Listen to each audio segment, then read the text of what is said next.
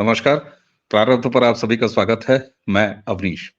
हमारे साथ गौरव प्रधान जी हैं। आइए सबसे पहले स्वागत कर लेते हैं गौरव जी का। गौरव जी, बहुत-बहुत नमस्कार। स्वागत है आपका। जय जय जय श्री राम। जय श्री राम। दर्शकों, कल गौरव जी का एक एक्स पोस्ट मैंने देखा। आज की ये वीडियो एक तरह से कहिए तो वहीं से शुरू हुई और वहां से इसकी आप प्रेरणा, सो कॉल्ड प्रेरणा, ये वहीं से मिली। मैंने इनको तुरंत इनबॉक्स में जाके टोका। मैंने कहा प्रभु, इस पर तो आगे और बात होनी चाहिए।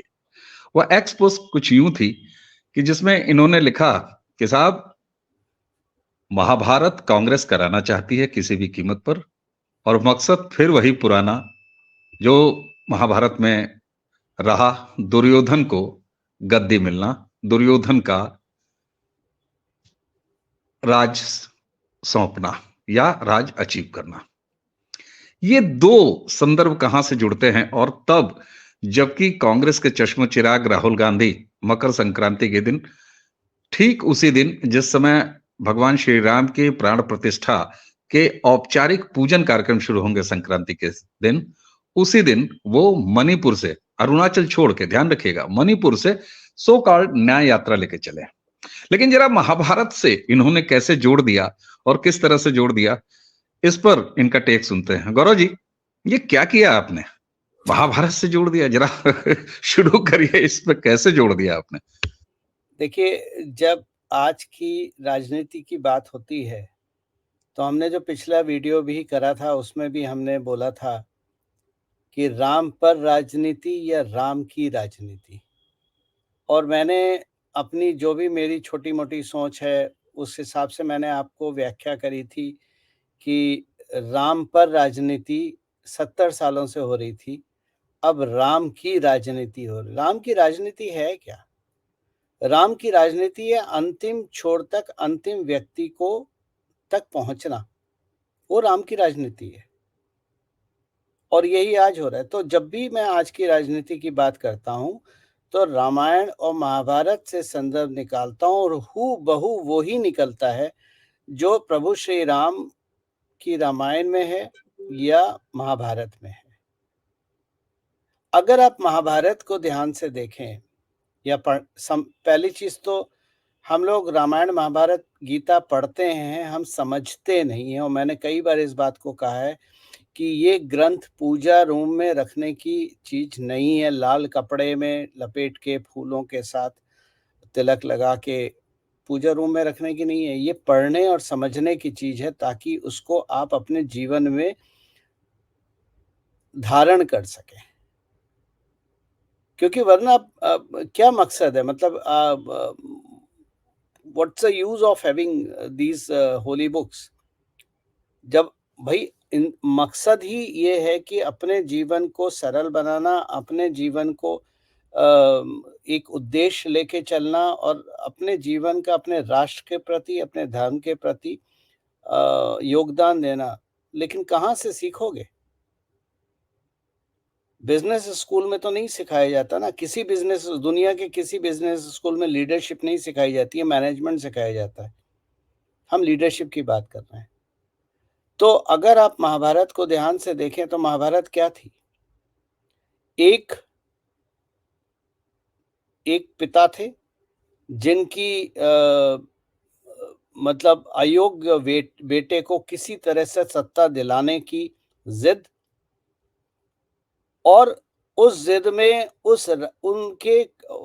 उनके राज्य से बंधे हुए महारथियों का विवशता, उस राष्ट्र के प्रति जो उनकी समर्पण था, उसकी विवशता से बंधे हुए। अब आप आज की तारीख में देख लीजिए,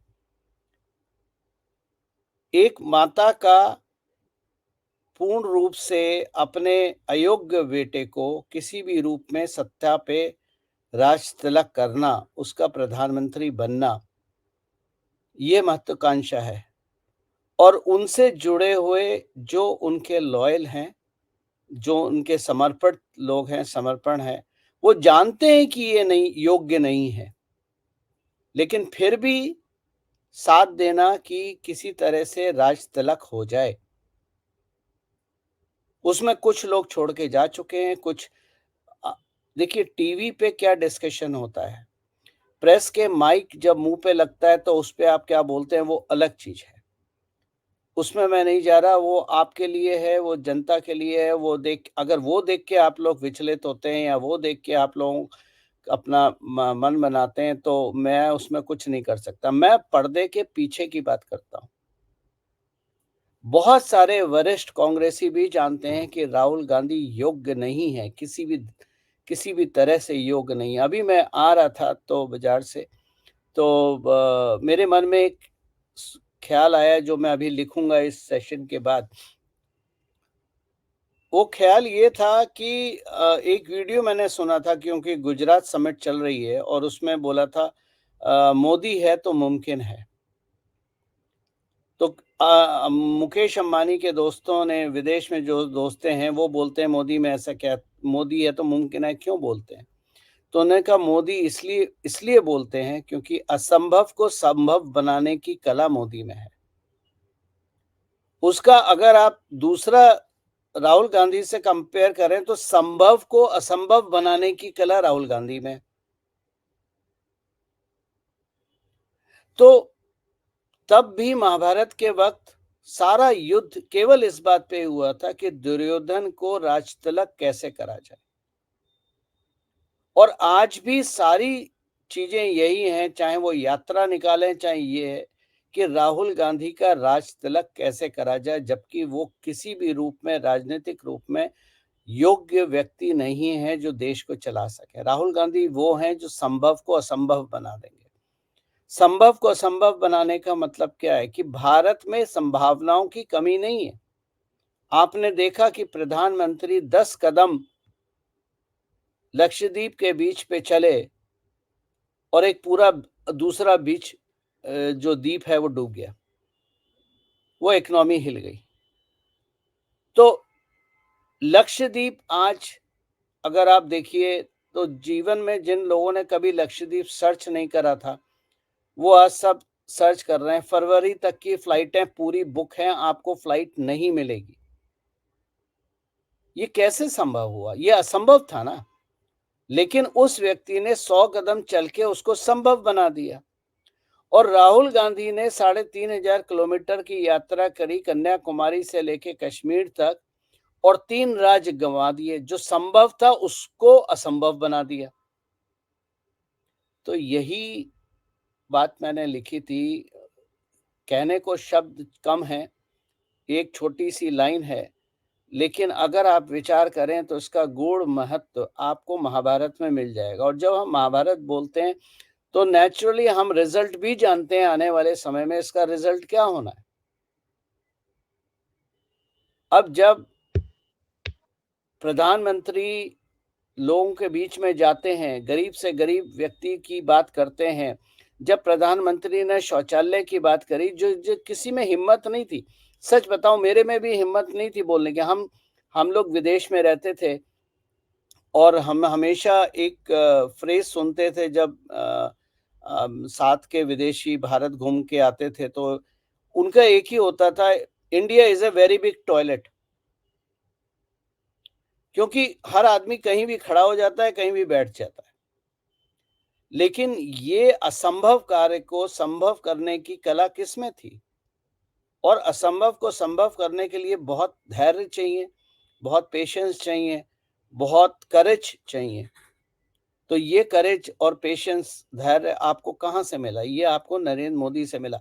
मैं आपको बता रहा हूँ, मतलब अब कुछ अपनी बातें तो नहीं बोल सकता मैं, मेरे मर्यादा में रहना है मुझे। पर आप लोगों के लिए मैं ये बात बता सकता हूँ, मैं नरेंद्र मोदी से कभी नहीं मिला। मैं किसी भाजपा के नेता से नहीं मिलता, मैं कोई आईटी सेल से नहीं मिलता, कुछ नहीं मिलता। मेरा अपना कोई गैंग, ग्रुप कुछ नहीं है।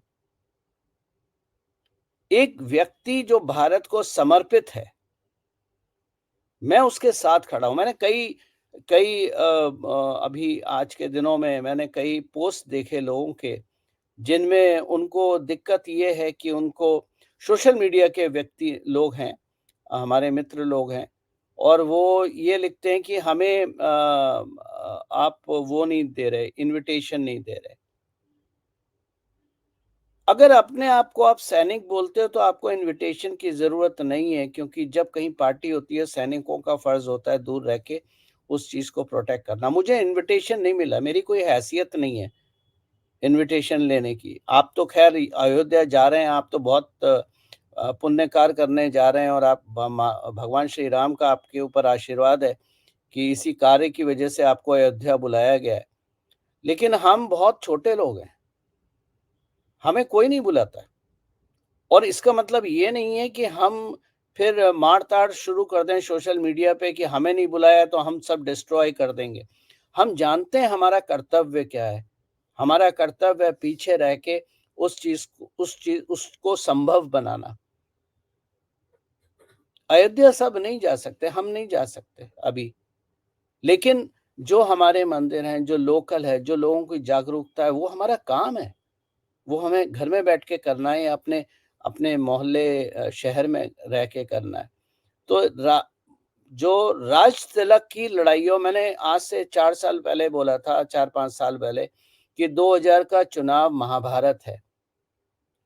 यहाँ दूसरी पार्टी खून बहाने में कभी संकोच नहीं करेगी।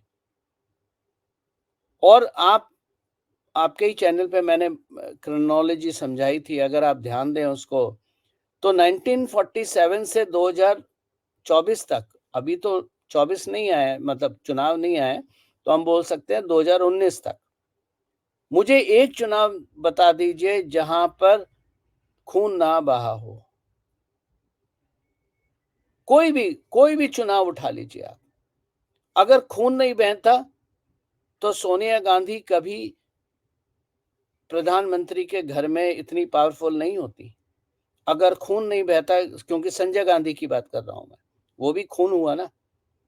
अगर माधवराव सिंधिया, राजेश पायलट, वाईएसआर रेड्डी, ज्ञानी जैल सिंह इत्यादि का खून नहीं बहता तो ये कहीं नहीं होती। अगर खून नहीं बहता तो इंदिरा गांधी हार चुकी होती। अगर खून नहीं बहता तो राजीव गांधी हार चुके होते, कांग्रेस साफ हो गई होती। 2014 में खून नहीं बहा क्योंकि एक सोच थी उनकी कि ये कभी नहीं जीत सकते। लेकिन उसके बाद खून बहा, चाहे वो रोहित वेमुला वाला केस हो, चाहे अवार्ड वापसी वाला केस हो, चाहे 50 और केस हो, चाहे वो दादरी कांड हो, बीफ खिलाने की बात हो, कुछ भी हो, मारकाट हो, राइट्स हो, कोशिश करी गई है। और हर जगह से कोशिश करी गई है। आप आज अगर एजेंसीज एक दिन के लिए अपनी आंख कान बंद कर लें, तो मैं आपको लिख के दे सकता हूं, तैयार बैठे हैं बम फोड़ने के लिए। तो अयोग्य व्यक्ति को राज तिलक करने की जो कोशिश महाभारत में थी, वही कोशिश आज हो रही है। बिल्कुल ठीक बात। अब उस संदर्भ को मुझे लगता है कि जो मेरे मन में बात आई थी पहले झटके में, संदर्भ तो मैं समझ ही गया था, लेकिन मुझे लगा था उसी समय मैंने आपसे कहा था कि इस पूरे संदर्भ को दर्शकों के सामने लाना भी एक बड़ा ज़िम्मेदारी वाला काम होगा और वो हमने किया। तो ये तो पता लग गया साहब। गौरव जी, देखिए मर्यादा पुरुषोत्तम भगवान राम का पूरा माहौल चल रहा है देश में। और सिर्फ माहौल ही नहीं चल रहा है, जब मैं लगातार ये बात कहता रहा हूँ और लगातार कहता हूँ कि जिसको आपने भी बहुत अच्छा किया, मुझे अच्छा लगा कि आपने भी उसको एंडोर्स किया कि राम की राजनीति, there is a big difference between Ram पर राजनीति और राम की राजनीति। यहाँ साफ-साफ तौर पर दिखाई दे रहा है। अब अगर मणिपुर से इनकी तथाकथित न्याय यात्रा निकलेगी, पहले भी वीडियो में आपसे चर्चा हुई है, वो डिस्कशन वो डिस्क्रिप्शन में हम डाल देंगे दर्शकों के लिए। लेकिन सवाल एक बार फिर ये उठता है कि जिस तरह की बयानबाजियां, चाहे कांग्रेस के तरफ से हो, चाहे सो कॉल्ड इंडी गठबंधन के और बाकी नेताओं की तरफ से हो, अचानक इस तरह की बयानबाजियां आनी शुरू हो गई है कि मुसलमान सावधान रहें, भाजपा एक और गोधरा करा सकती है, भाजपा दंगा करा सकती है। लेकिन यहाँ स्थिति तो उल्टी है। स्थिति उल्टी ये है कि मणिपुर से एक मजहबी भीड़ को लेके सड़क पर आप उतर रहे हैं, सो कॉल्ड न्याय यात्रा में माहौल आप बनाने का प्रयास कर रहे हैं। ऐसे समय पर जबकि विश्व के देश के सभी सनातनियों का मन, उनका तन आतुर होगा कि वो अयोध्या श्री राम लला की प्राण प्रतिष्ठा में अपने आप को इन्वॉल्व करें, ठीक उसी समय आप सड़क पर ये निकल रहे हैं, तो आखिर ये सवाल तो उठता ही है ना कि वो कौन सी भीड़ होगी जो आपको ज्वाइन करेगी। निश्चित रूप से वो वही भीड़ होगी जो आपका वोट बैंक है, जिसको आप टारगेट कर रहे हैं, जिसके खिलाफ अन्याय हुआ, जिसके साथ ये ऐसा आप मान रहे हैं उनको न्याय दिलाने ले चल रहे हैं। तो साहब, ये वही राहुल गांधी है ना जो कहा करते थे कि केरोसिन फैला है पूरे देश में, और अब उनकी तरफ से पहले ही एडवांस फील्डिंग शुरू हो गई है कि देखिए देखिए भाजपा वाले ऐसा करा सकते हैं। उन्होंने गोधरा तक के उनके नेताओं ने नाम लिया है।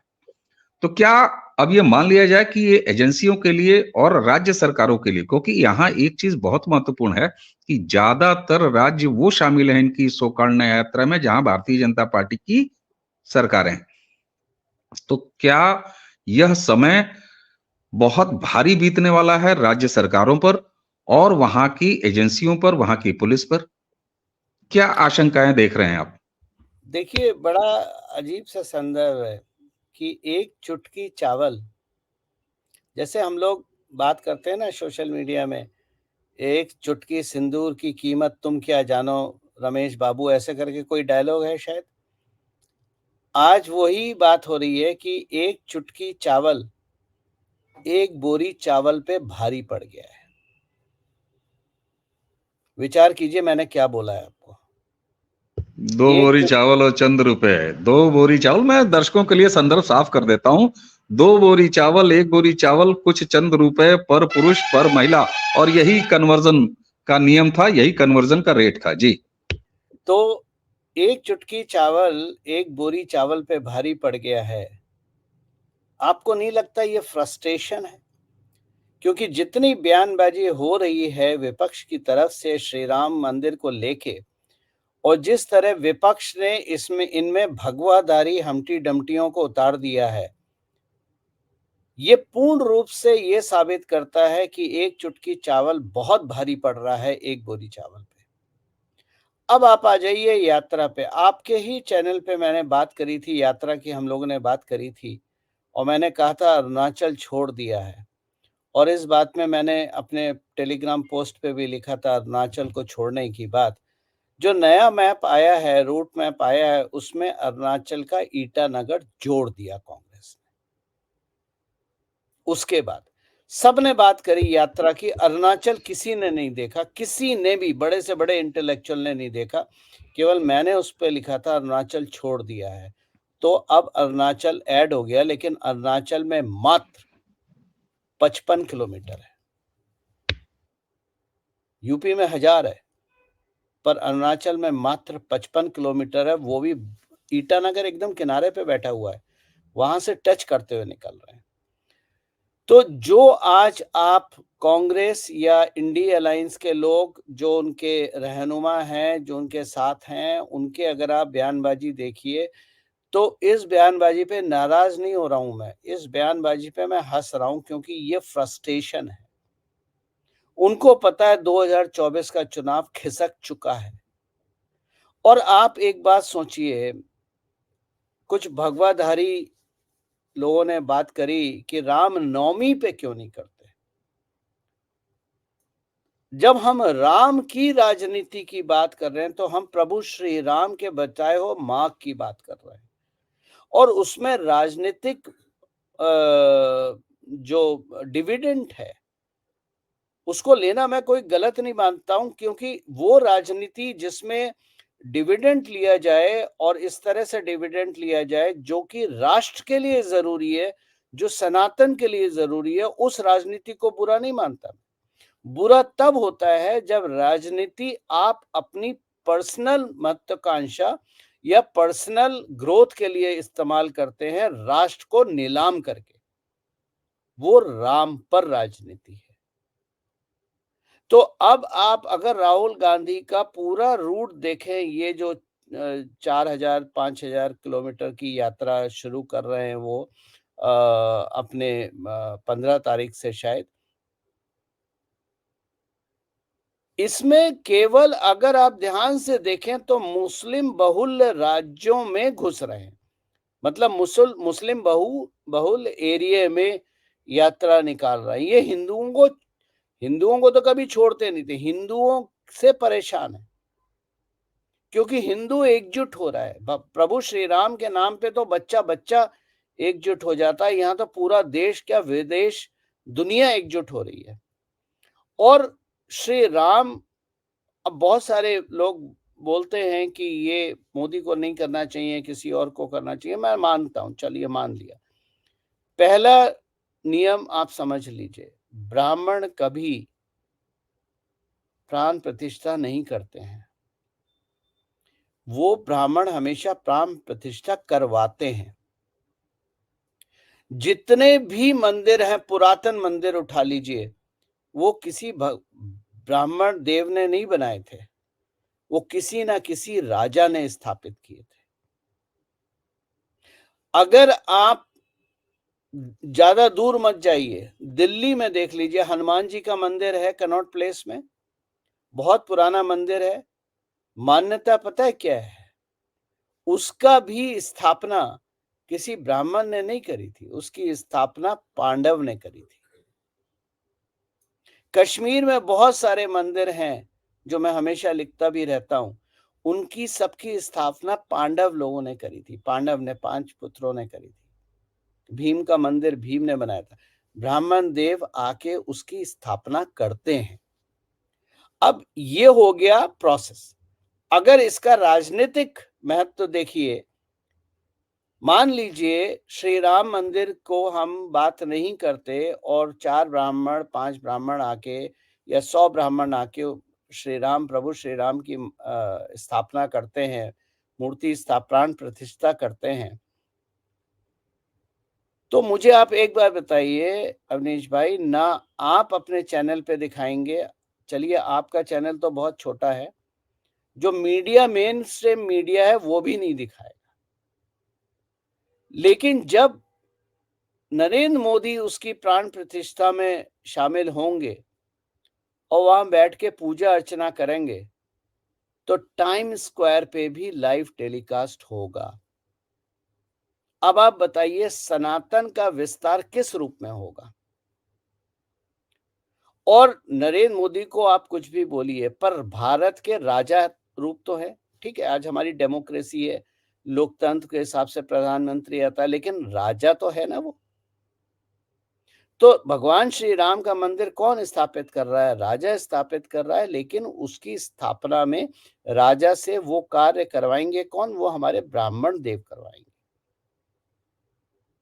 तो अपनी महत्वाकांक्षा, बहुत सारे हमारे जो पूजनीय भगवाधारी लोग हैं, उनकी उनकी ठेस।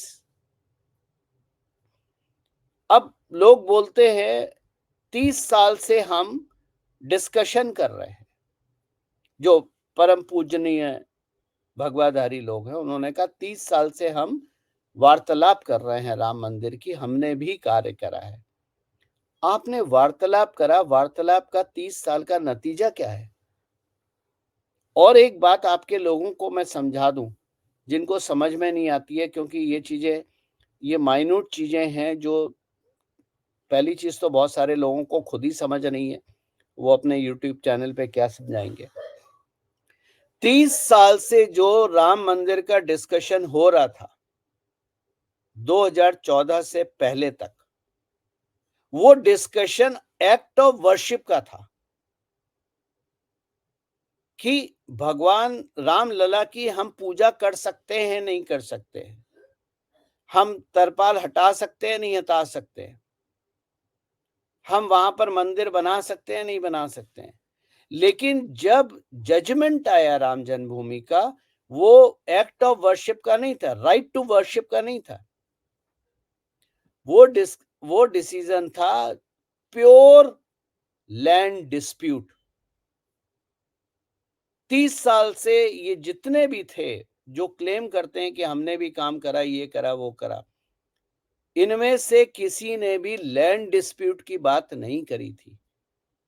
इन्होंने राइट टू वर्शिप की बात करी थी। अब राहुल गांधी के पास हिंदू कंसोलिडेट हो रहा है, ये भी जानते हैं, 22 तारीख को हो रहा है। पहली चीज तो शुभ, बहुत शुभ मुहूर्त में हो रहा है। लेकिन प्रॉब्लम 22 तारीख की नहीं है, प्रॉब्लम है रामनवमी की, क्योंकि ये जो प्राण प्रतिष्ठा पूजन अर्चन जो है, पूजा अर्चना, ये रामनवमी जो आपको सुनामी 22 जनवरी को दिखाई देगी, यही सुनामी आपको रामनवमी को दिखाई देगी, जो भगवान श्री राम का जन्मदिन है। इत्तेफाक से मेरा जन्मदिन भी वही है, वही टाइम है, वही काल है और वही नक्षत्र है। मेरी कुंडली आज तक कोई पढ़ नहीं पाया है। वो हमेशा बोलता बड़ी सरल है लेकिन बहुत कॉम्प्लिकेटेड है। तो और रामनवमी कब आएगी? रामनवमी आएगी चुनाव में। तो आप समझ में आ रहा है ना कि आपको जो सुनामी 22 को दिखेगी, वो सुनामी आपको रामनवमी को भी दिखेगी और वो चुनाव को साफ कर देगी।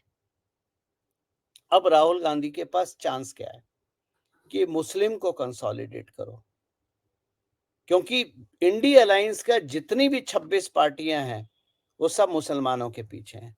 इसलिए राहुल गांधी मुस्लिम बहुल इलाकों में अपनी यात्रा निकाल रहे हैं। और आपने केरोसिन की बात करी, फिर मैं थोड़ा सा, अगर आप लोगों को दिक्कत ना हो तो कुछ क्रेडिट लेना चाहूंगा। बहुत जरूरी है उसको बताते हुए, और क्रेडिट तो आपको जाएगा ही। कि केरोसिन शब्द की व्याख्या भारत का कोई intellectual, defence expert, media expert, political expert ने नहीं करी थी। केरोसिन शब्द का इस्तेमाल और वो शब्द कहां से आया है और वो क्यों आया है और किसने राहुल गांधी के दिमाग में डाला है, उसकी व्याख्या केवल और केवल मैंने करी थी। और ये व्याख्या उस बात, मेरे उस स्टेटमेंट से बिल्कुल मैच करती है कि किसी भी हालत में खून खराबा करो, देश को जलाओ, लेकिन सत्ता को अपनाओ। और ये चीज वहीं जाती है महाभारत काल में कि खून बहाओ, कुछ भी करो, लेकिन दुर्योधन का राज तिलक करो।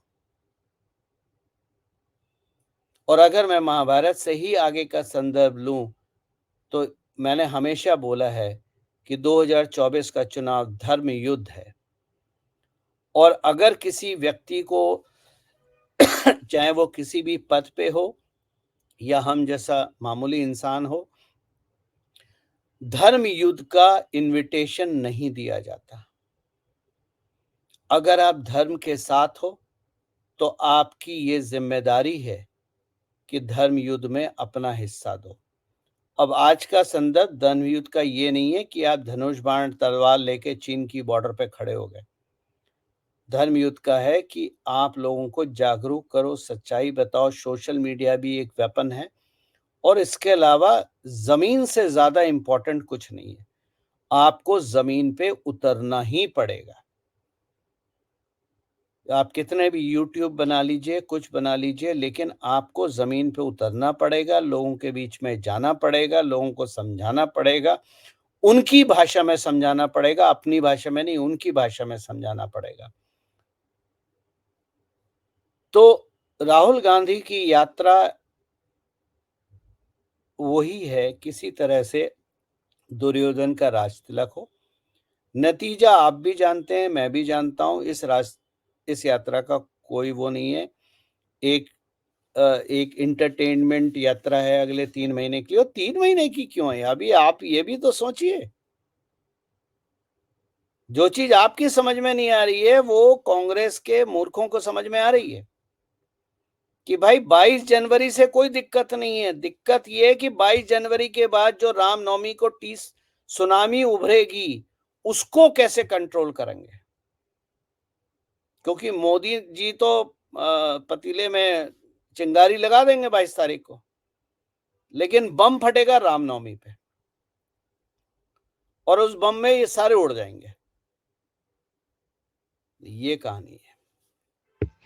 बिल्कुल। और दर्शक भी अब तक की इस पूरी चर्चा को सुनने के बाद कम से कम महाभारत से क्यों इस पूरे संदर्भ को जोड़ा गया है ये समझ में आ रहा है। अच्छा गौरव जी, निश्चित रूप से सौभाग्य जी। एक छोटी सी बात मैं आपको बता दूं।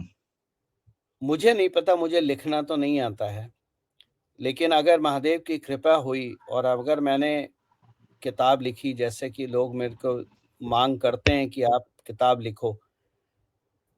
वैसे तो मेरा ट्विटर अकाउंट था जो पहले वाला, या जो अब टेलीग्राम अकाउंट है, वो अपने आप में एनसाइक्लोपीडिया है। आप कोई भी चीज़ सर्च कर सकते हैं, मैंने लगभग हर विषय पे लिखा है, राजनीतिक विषय पे तो ख़ास तौर से। अगर मैंने कभी किताब लिखी तो रामायण और महाभारत के संदर्भ पूर्व किताब लिखूँगा। एक-एक स्टेप मैं रामायण और महाभारत से ही समझाऊँगा। मैं आपको गलत अर्थों में मत लीजिएगा इस चीज़ को, लेकिन मैं आपको सही बता रहा हूँ। मैं एक कॉर्पोरेट प्रोफ़ेशनल था 30 साल। मैंने दुनिया में, विदेश में, लगभग हर देश में काम करा है, बड़ी सी फ़ॉर्च्यून 10 कंपनी उसके साथ मैंने काम करा है। मैंने भी बहुत सारे लीडरशिप कोर्स अटेंड करे, मैनेजमेंट कोर्स अटेंड करे, चाहे हार्वर्ड के हों, ऑक्सफोर्ड के हों, बॉस्टन के हों, इत्यादि, इत्यादि। दुनिया में जितने लीडरशिप कोर्स आज हैं, चाहे वो किसी भी यूनिवर्सिटी के हों, भारत के आईआईटी, आईएम के भी क्यों ना हों, लीडरशिप कोई नहीं पढ़ाता है, सब मैनेजमेंट पढ़ाते हैं। यही कारण है कि मैंने सनातन लीडरशिप प्रोग्राम शुरू करा था और उसमें कॉर्पोरेट के सीनियर लोगों को 7 दिन का रेजिडेंशियल प्रोग्राम, उसमें मैं कभी भी अकाउंटिंग, ब्रांडिंग, सेल्स, मार्केटिंग नहीं पढ़ाता। पहले दिन रामायण पढ़ाता हूँ, दूसरे दिन महाभारत पढ़ाता हूँ, तीसरे दिन कौटिल्य चाणक्य पढ़ाता हूँ, चौथे दिन कौटिल्य अर्थशास्त्र पढ़ाता हूँ, उसके बाद फौज पढ़ाता हूँ। और सारा संदर्भ, और जो लोग मेरे प्रोग्राम अटेंड कर चुके हैं, अब तक 100 लोगों ने करा हुआ है, जो लोग मेरे प्रोग्राम अटेंड कर चुके हैं, वो किसी भी एंगल से ये नहीं कहते ये सनातन को प्रमोट कर रहा है या हमारा। मैं तो एक संदर्भ उठा के उसका कॉर्पोरेट लाइफ में क्या यूज़ है, वो समझाता हूँ। तो आज से पहली चीज़ तो मैं अभी किताब नहीं लिखूँगा। मैं लिखूँगा तो मोदी जी के कम से कम 2 साल, 5 साल राजनीति छोड़ने के बाद उसकी सही किताब लिखी जा सकती है। लेकिन जब भी लिखूँगा तो रामायण और महाभारत के संदर्भ से ही लिखूँगा। बिल्कुल, चलिए प्रतीक्षा रहेगी। और बिल्कुल आपने ठीक कहा, चूँकि मैं मैनेजमेंट का विद्यार्थी रहा हूँ, कॉर्पोरेट से बैकग्राउंड रखा है, हालाँकि संस्कृति कर्मी हूँ, बाद में सारी चीज़ें हुई। निश्चित रूप से किसी करिकुलम में मैनेजमेंट के वाक़ई में लीडरशिप नहीं पढ़ाया जाता, कम्युनिकेशन से शुरुआत होती है, बाकी सारी चीज़ें पढ़ाई जाती हैं। तो ये और ख़ास तौर से इस संदर्भ से जोड़ना। अच्छा, आज की चर्चा के मूल पे अगर एक बार फिर मैं आपको वापस ले आऊँ और अब अंत में कंक्लूजन की तरफ अगर हम बढ़ें, तो जो एक माहौल विपक्ष ने तैयार किया, खास तौर से कांग्रेस के छाया के तले, लगातार एक कहते हैं ना कि कई बार आप देखिए तो अंतर्द्वंद चल रहा है। पार्टियों के लीडरशिप कुछ और बोल रही है, खास तौर से राम मंदिर को लेके।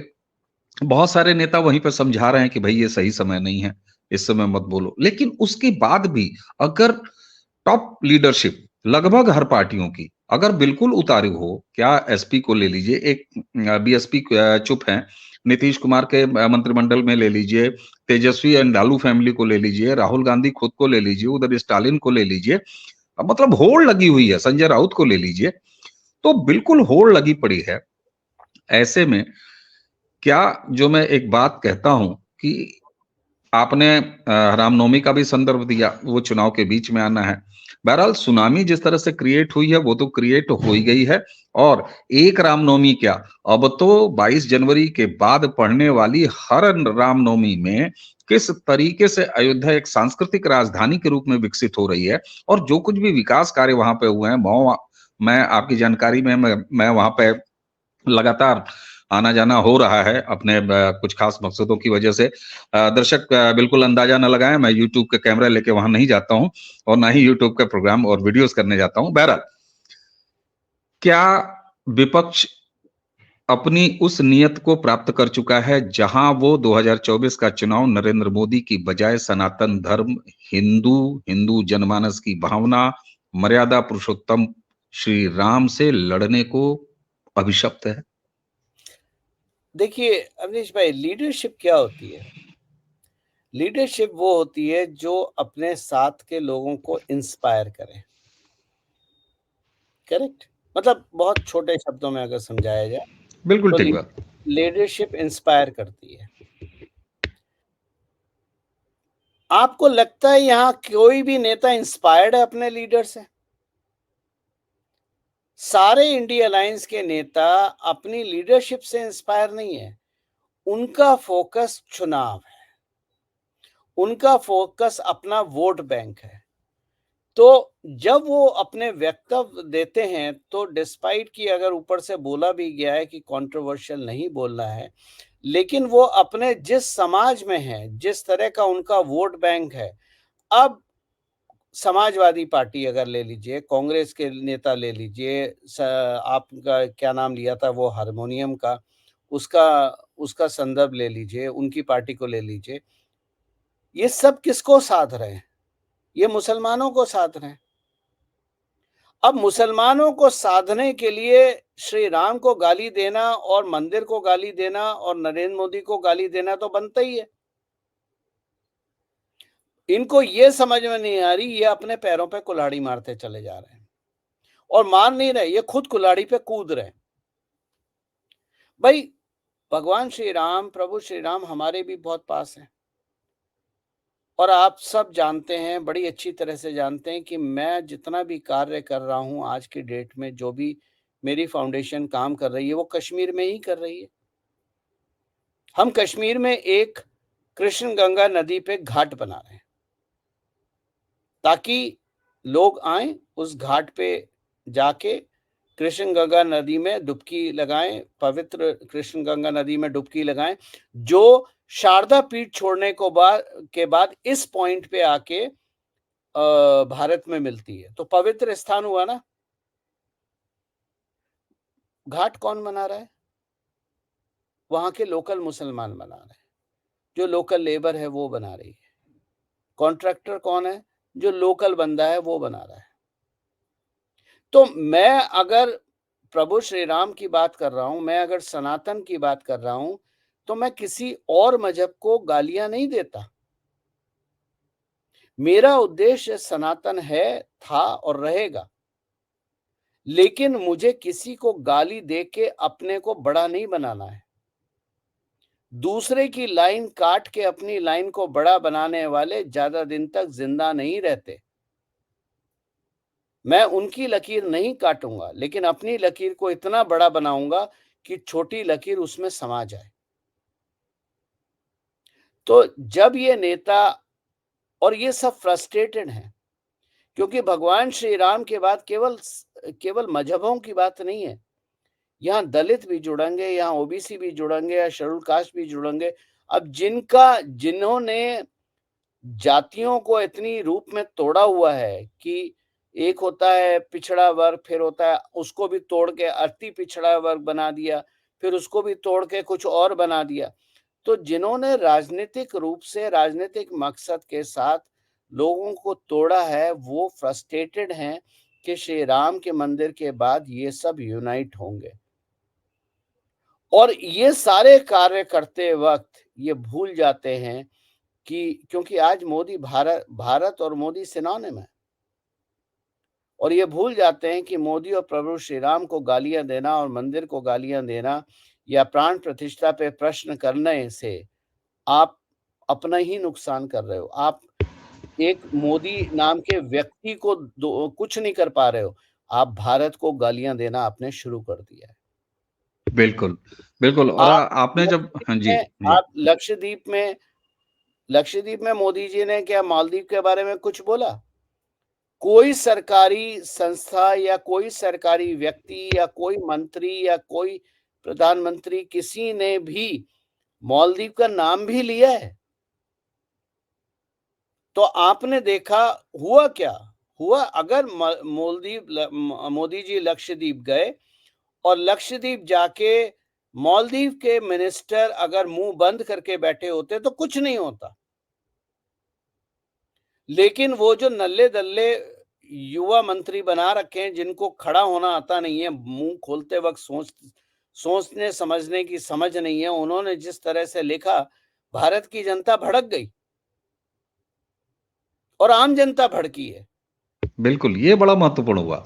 और खास ठीक है तौर ना? से आप देखिए सेलिब्रिटी, हर हर हर हर फील्ड के सेलिब्रिटीज वो देखिए उन्होंने लीड लिया। यहाँ तो यहाँ आम जनता, सेलिब्रिटीज ये आगे थे, यानी भारतीय आगे रहे इस मामले में, सरकार पीछे रही है। वो बाद में नहीं, नहीं, रिएक्ट किया उसने। सरकार तो इसमें कहीं है ही नहीं। बिल्कुल ठीक बात। भाई भारत की जनता भड़क गई। जब आपने भारत को गाली दी, जब आपने भारत के प्रधानमंत्री को गाली दी और अपने हिंदुओं को गाली दी, तो जनता भड़क गई। अब जब जनता भड़क गई तो सेलिब्रिटियों को समझ में आ गया कि बैठना हमें किस करवट है, क्योंकि अगर वो दूसरी करवट बैठ जाते तो उनका धंधा चौपट हो जाता है।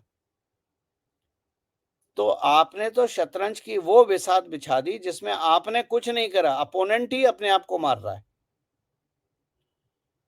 लेकिन भारत के नेता, विपक्ष के और कुछ तथाकथित पत्रकार मालदीव के फेवर में खड़े हो गए। और वो खड़े होने का नतीजा क्या है? उनकी दुकानें बंद हो रही हैं। तो आज अगर आप भारत पे हिट करेंगे, अगर आज आप राम मंदिर पे हिट करेंगे, अगर आज आप सनातन पे हिट करेंगे, तो लिख के रख लीजिए आपका वजूद खत्म हो जाएगा। मुझे बिल्कुल। कश्मीर में भी उतना ही प्यार सम्मान मिलता है जितना मेरे घर में मिलता है, मेरे एरिया में मिलता है, मेरे भारत में मिलता है। भारत के किसी कोने में भी चला जाऊं, मैं कोई बहुत बड़ा इंसान नहीं हूं, लेकिन 10 लोग कम से कम मेरे साथ चाय पीने खड़े हो जाएंगे, इतना मुझे पूर्ण विश्वास है। बिल्कुल ठीक बात है। और एक चीज आप देखिए, यहाँ प्रधानमंत्री ने भी बीते दिनों अपनी कैबिनेट के सभी मंत्रियों को साफ साफ ये बताया कि खास तौर से प्रभु राम के मंदिर के लिए, उसके संदर्भ में आप खुशी मनाइए, आप में उत्साह दिखना चाहिए, आप में अपनी धार्मिक जितना भी उल्लास है वो प्रकट कीजिए, लेकिन आपके सार्वजनिक बयानों में कहीं से भी उत्तेजना या इस तरह की आक्रामकता नहीं दिखनी चाहिए, जिसकी वजह से, क्योंकि प्रधानमंत्री को कई बार मैं आपने कहा कि नरेंद्र मोदी के साथ एक इतिहास जुड़ा हुआ है। नरेंद्र मोदी के बारे में मैं गौरव जी ये कहता रहा हूं कि वह व्यक्ति उच्चतम विरोध की तीव्र सुनामी लहरों पर तैरने वाले हंस हैं। जितना ऊंचा विरोध, जितना विषाक्त विरोध, उतने ऊंचे नरेंद्र मोदी। अगर दर्शक या कोई भी मेरी बात से नाइत्तेफाकी रखना चाहता हो, तो जरा ये पूरा कैलेंडर देख ले नरेंद्र मोदी के राजनीतिक अस्तित्व का, जब से उन्होंने राजनीति शुरू की है। तो ये तो साफ तौर पर, और ये खुद इस देश के विपक्ष को 2014 से पहले, 2014 के बाद भी ये समझ में आ रहा है कि नरेंद्र मोदी को आप जितनी गालियां दीजिएगा, वो तो उन गालियों को ऐसा पलट के फूल बनाते हैं और इस तरह के ग्राउंड मेंटेन कर लेते हैं कि मामला आप पे ही ऊंचा पड़ता है। और इस बार तो नरेंद्र मोदी की बिसाती ही क्या है, बहुत सारे दर्शक चौंकेंगे जब मैं बिसात बार बार कह रहा हूं, क्योंकि प्रभु मर्यादा पुरुषोत्तम भगवान राम का कद सामने है।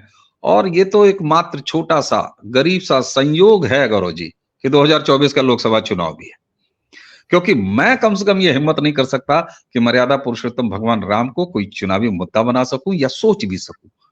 तो जिस व्यक्ति के सामने, जिस मर्यादा पुरुषोत्तम के सामने, जिस रामलला विराजमान के सामने नरेंद्र मोदी क्या, यह जीवन, यह संसार तुच्छ है, तो उसमें नरेंद्र मोदी के क्या बिसात। और ऐसे में निश्चित रूप से चलते चलते हंसी आती है कि राहुल गांधी और कांग्रेस को क्या हो गया है। बहरहाल जो भी हुआ है अच्छा हुआ है, वो लड़ने 10 निकल साल पड़े हैं प्रभु में राम से। 10 साल में ये लोग ये नहीं सीख पाए कि जितना तुम मोदी का विरोध करोगे, तुम भारत के विरोध पे आ जाओगे, और जितना तुम भारत का विरोध करोगे, उतने तुम खत्म हो जाओगे।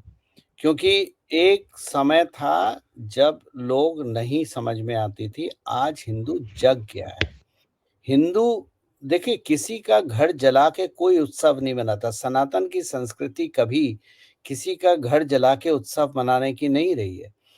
अगर जैसे हमने जब शुरुआत करी थी, मैं श्री राम का संदर्भ लेके हमेशा लिखता हूँ और महाभारत का लेके। आप देखिए, भगवान श्री राम ने जब लंका जीती, तो लंका अयोध्या के अधीन नहीं करी, विभीषण को दी। जब बाली का वध करा तो बाली का साम्राज्य खुद नहीं लिया बल्कि सुग्रीव को दिया। और हमने भी आज के संदर्भ में देखें तो जब हमने बांग्लादेश को बनाया तो हमने बांग्लादेश पे भारत की प्रभुसत्ता स्थापित नहीं करी, उसको एक इंडिपेंडेंट नेशन बनाया। तो सनातन की संस्कृति कभी भी दूसरे के घर में आग लगा के उत्सव मनाने की नहीं रही है, बल्कि नहीं, हमारी संस्कृति वो रही है कि हमारे उत्सव में सब शामिल हों। बिल्कुल बात है। और उस पर गौरव जी, मर्यादा पुरुषोत्तम राम का चरित्र, और मैं दर्शकों तक ये जानकारी दे दूं, दर्शक हमारे बहुत सूदी हैं, उनके पास समाचार माध्यमों से जानकारी होगी, लेकिन मैं रोक नहीं पा रहा हूं अपने हिस्से की जानकारी आपके सभी के बीच में रखने।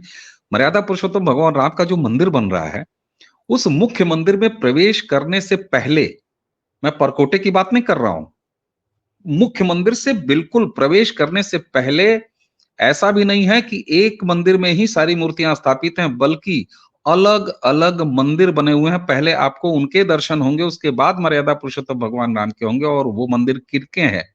वो मंदिर हैं महर्षि वाल्मीकि के, वो मंदिर हैं निषाद राज के, वो मंदिर हैं अहिल्या के, वो मंदिर हैं माँ शबरी की। तो ये जिन मर्यादा पुरुषोत्तम का चरित्र रहा हो, और तो ऐसे आप तो जो आपने मंदिर की ये व्याख्या करी कि मंदिर में जाने से पहले आपको ये सारे मंदिर के दर्शन करने हैं, तो जिस जात-पात को विपक्ष बढ़ाता है, वो तो यहाँ खत्म होता दिख रहा है ना। तो जब यहाँ भई निषाद राज हों, माता शबरी हों, जो भी हो, ये सब कोई राजा कुल से नहीं थे, राजघराने से नहीं थे, ठीक है? तो जो एक व्यवस्था सनातन की व्यवस्था है, जहाँ पर जात-पात नहीं है, कोई ऊँच-नीच नहीं है, भगवान श्री राम सबके गले लगते हैं। तो इससे दुकानें किसकी बंद होंगी? इससे दुकानें समाजवादी पार्टी की बंद होंगी, इससे दुकानें लालू की बंद होंगी, इससे दुकानें हमारे हारमोनियम भाई साहब जो हैं महाराष्ट्र वाले उनकी बंद होंगी। क्योंकि किसी टाइम वो श्री राम के लिए थे, आजकल अब बोल छोड़िए वो बात। बिल्कुल ठीक बात है।